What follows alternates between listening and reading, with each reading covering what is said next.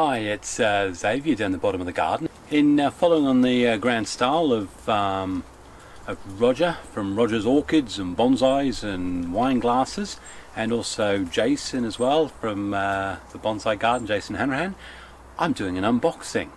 And I'll try not to put you to sleep, but it's the first time I've tried this, so I'm going to have a go. Anyway, that's my box, and actually it's leaking. It's an order I put in with Bonsai for Me, which is obviously, as most of you will know, that's Harry Harrington, and he's been really helpful on a number of projects I've been working on. And on one he was doing with I don't know whether it was a Scots pine, I think it was a Scots pine repot or something. He used a different feed, Oceana. So I thought I'm going to try it. For a start, the 5 kilogram bag, it was half the price of a bag of BioGold. I think it was 40. I shouldn't be using. Everyone's saying he's using his really nice. Yeah, okay. It was £42 for a 5 kilogram bag of this Oceana stuff.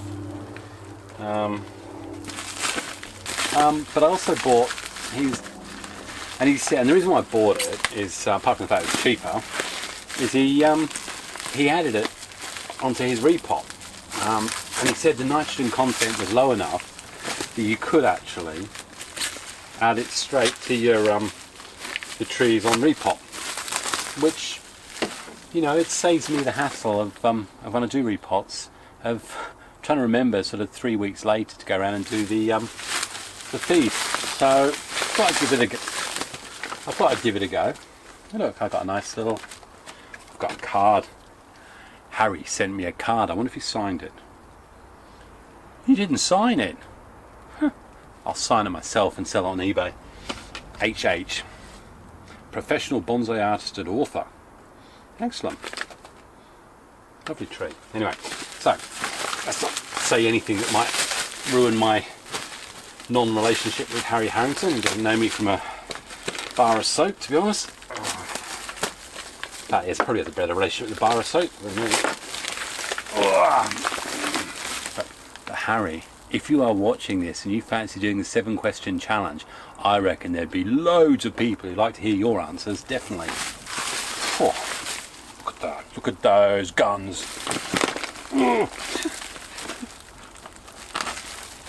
I've answered the question about packaging. Brown bag, lovely. I don't know if it's hopefully the activated charcoal is this. I also bought some activated charcoal, and I'm going to just signpost you to the video where I saw all this, because he'll talk about the activated charcoal there. You spread that with it as well. I think it's all about helping the beneficial fungus work. Now what I will do is put this into a plastic container. It's obviously a lovely paper bag. Isn't ideal for sitting out in the damp. Oh dear. I could have a mischief, you know. Hey, I think we're there.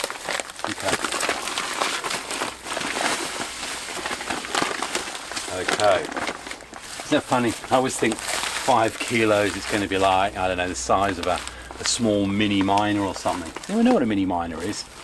Oh, Morris mini miner. That's where it used to start it with a button on the floor by the gear stick. That's what my dad had. Okay, so we've got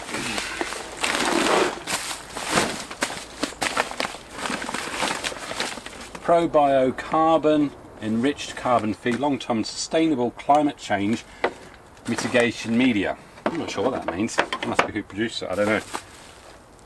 Made from olive stone and coated with bacilli. Increases bioavailability of nitrogen, promotes plant growth, modulates plant growth hormone levels. We've all got to watch our hormones. Perhaps I'll take some. Indirectly, it produces siderophores, which make iron available to the plant, increases systematic resistance to disease, fights Rhizoctonia, Fusarium, Pythium, Botrytis, and many more plant pathogens. You can tell by the way I said them that I have absolutely no idea what these are. You've got root colonisation happening here. This is definitely not one of my bonsais. I've never seen any of mine looking like that. And then Bacillus subtilis. Sounds like a Roman centurion. Shall I throw him to the fore roughly? Yes, centurion. Becus Jacus. You really are going to wonder what I'm talking about, aren't you? Well, Andrew will know what I'm talking about. I'm sure a few of you will actually. Improves water retention. My mum needed that. She should have had some of this. She had a water retention issue. My dad didn't have a water retention issue, he just used scotch. Doesn't say anything about keeping Xavier's trees alive though. We like a bit of crude fibre, crude ash, crude protein, and crude comments. Anyway, so that's my 5 kilogram bag of doodah. Okay, and then, oh no, that's my 5 kilogram, oops, that. Oh, that's the carbon, oh, I'm confused.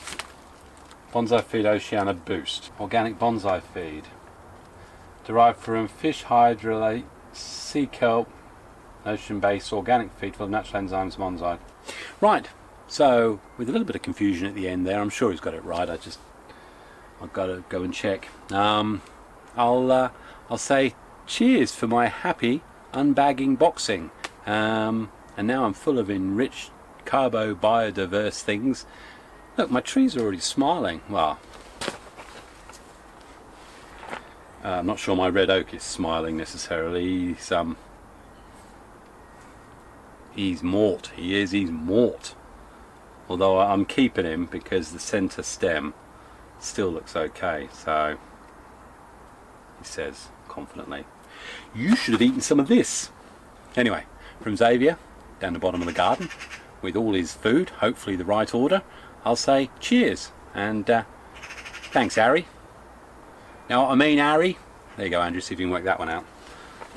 Oh, and just to make you feel better, I'm going to show you one of my prized Pyracanthas, because I'm sure that's exactly what you're interested in seeing right now. See, it's got little yellow berries. Yeah, that was a little garden centre cast off several years ago. Not sure I've done anything brilliant with it. In fact, I can already see some potential for Tony to have a little bit of fun with this. Chopping it about there, actually. Maybe? Yeah. I'll have a look at that a little later. Anyway, that's not for this. So what does Mr. Pyracantha look like when you clean him up? A lot more defined. I mean, I'm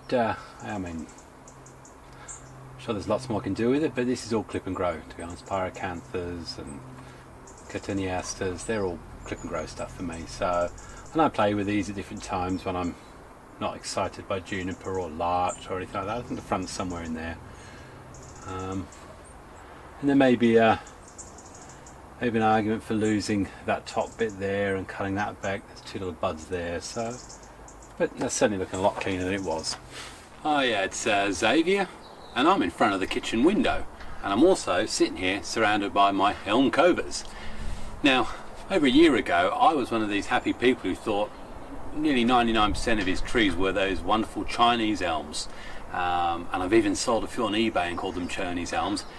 And deep down, that's what I still think they are. Whether it be this great big monster here, which a root over rock project, to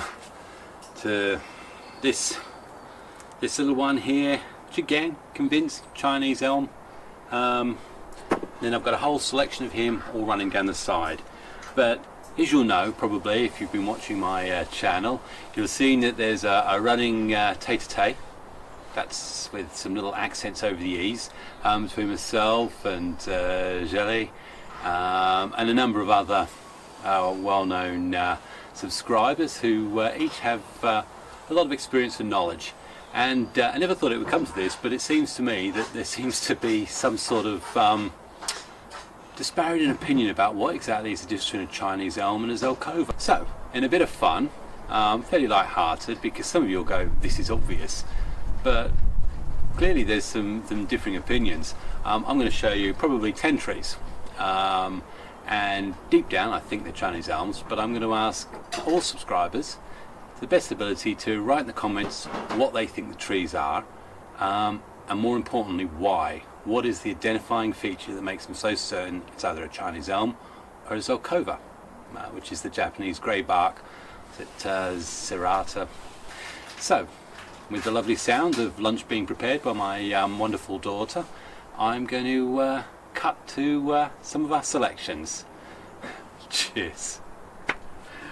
Zelkova, Elmkova, Japkova, I don't know.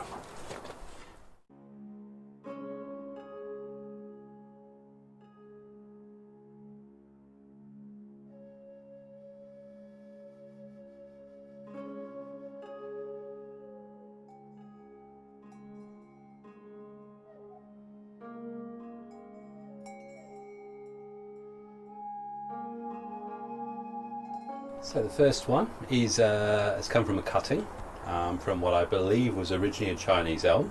So unless it's had a identity crisis or something, which in this day and age isn't beyond all possibility, I'm going for this to be a Chinese elm. But what do you think? A close up of the leaves from the top. They all seem to be that classic description we have of serrated teeth, one per leaf divide line or whatever it is. Certainly not 1.5. So that's number one.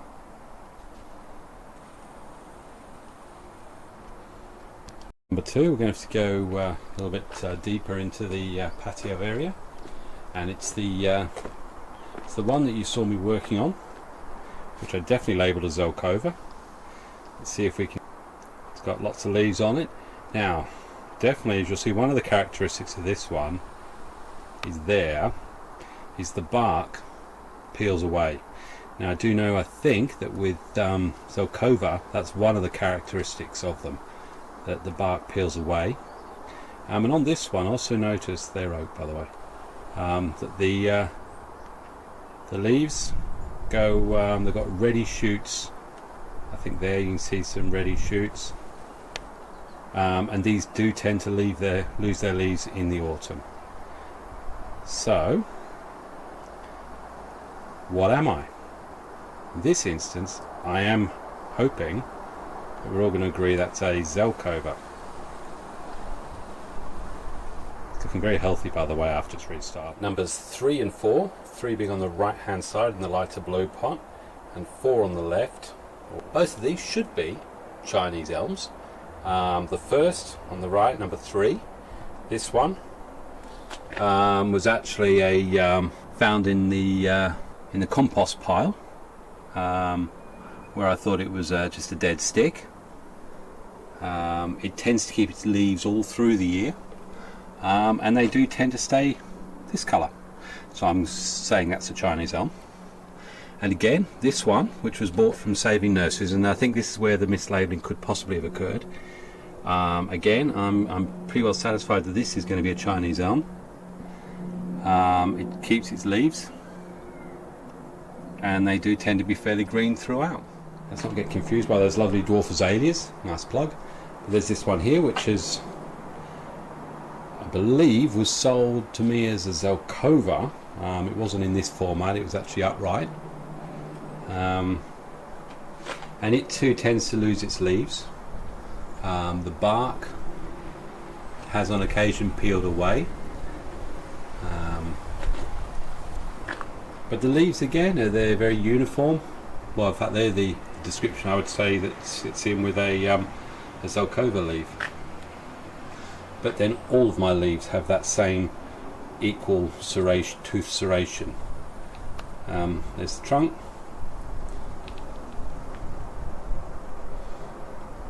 Okay, so that's Elmkova number 5, sort of in the semi-cascade style. Lovely Satsy Xavier, and look, I'm going to do a little short one on this in a minute. But look at that lovely budding. And we've got this one. Now this is the sister of the one that the argument started on. I'd say argument, it wasn't an argument, it's just a divergence of opinions. This was, I believe, sold to me as Chinese elm. It keeps its leaves all through the year unless the sun decides to cook them. I'm getting in closer, got the sun there, so hopefully that won't cause any too much glare.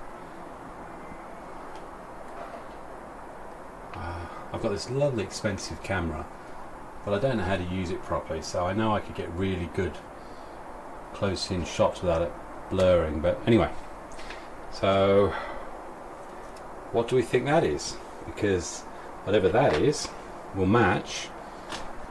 Get this pesky trident out of the way. We'll match that one, which is where the original debate started from. And I'll be happy to say that that's a Chinese elm, because that's what I bought it thinking it was. But feel free. I've had lots of different opinions. Let's see if we can get a conclusive answer on that one. The next one we'll have a look at, I think this will make it number 7, is my root on rock. And this one I am absolutely certain is Chinese elm. But let's have a look. That's the leaf on it. Okay, so what do we think that is? Again, I'm hoping you're going to tell me that's Chinese elm.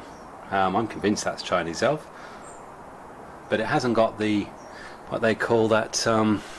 Keep looking for it. That 1.5 tooth serration, where you've got one full tooth and then 1/2 or irregular tooth, which is apparently the way to identify it as a Chinese elm. None of these have that. Even this little one here, which we'll call number 8. This is another cutting, but the leaf cuts on those, they're equal. But I would say that's Chinese elm. So yeah, that's that. Next one, I'm going to use an example. Again, sold as a Chinese elm. But the reason why I'm going to use this example is because these leaf shoots are very much what you call ready shoots. Again, you've got that same leaf structure that we're seeing in all of them. So is that elm or Zelkova? We've got more cuttings here, which is again why it's so important for me to know whether I'm dealing with elm or Zelkova, because if I am going to ever think about selling these, I'd like to think I sell them with the right title description. Very, very grey, hard shoots. But again, can we tell from the leaves? Are we looking at Chinese elm? We're looking here. I don't know if we're focusing on those leaves. Certainly ready sort of shoots, but definitely a very, very strong red in those shoots.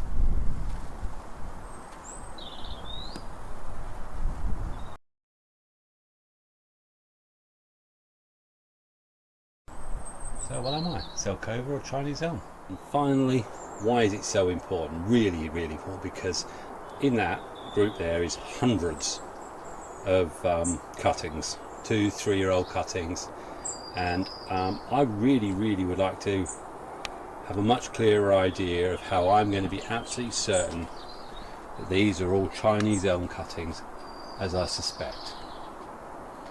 It's an absolute sea of elm. We can get closer in on some of those leaves, because the last thing I want to do with this is make the same error that I made with my jades and thought they were all the same. So there you go.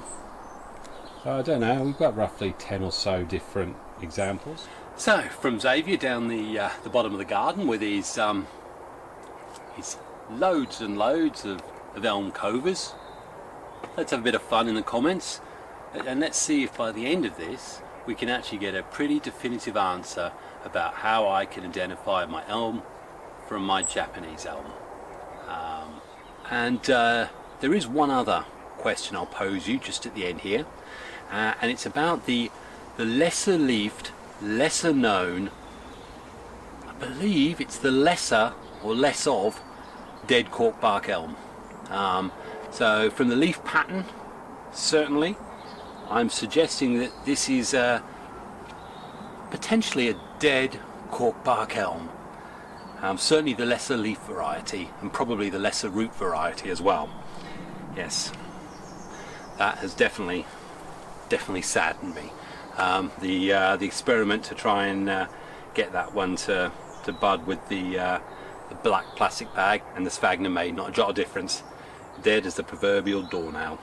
Anyway, so from Xavier down the bottom of the garden with his elm quiz questionnaire for you all, I'll say happy bonsaiing, God bless, and let's get something in those comments. Cheers.